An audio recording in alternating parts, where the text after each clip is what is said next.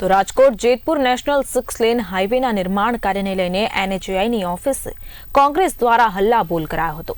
હાઈવેના કમરતોડ રસ્તાઓ અને હદ બહારના ટ્રાફિકની હાલાકીનું તાકીદે નિરાકરણ લાવવાની માંગ ઉઠી છે। સાથે જ રોડનું કામ સંપૂર્ણ ન થાય ત્યાં સુધી ટોલમાંથી મુક્તિ આપવાની માંગ ઉઠી છે।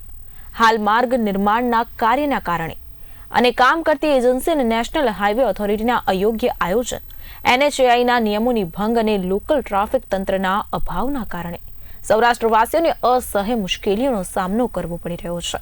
ત્યારે તાકીદે સમસ્યાનું નિરાકરણ લાવવામાં આવે તેવી માંગ ઉઠી છે।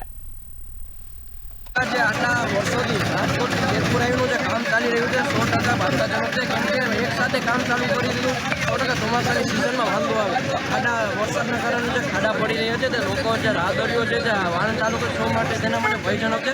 વરસાદના પાણી ભરેલા હોય તેથી તેઓને ખાડા ન હોય તેથી તેનું એક્સિડન્ટ પણ થઈ શકે, મોત પણ નીપજી શકે। અમારી સ્પષ્ટપણે માંગ છે નેશનલ ઓથોરિટી અમને રજૂઆત કરવા આવ્યા છે કે સારા રોડ આપો પછી ટોલ લ્યો।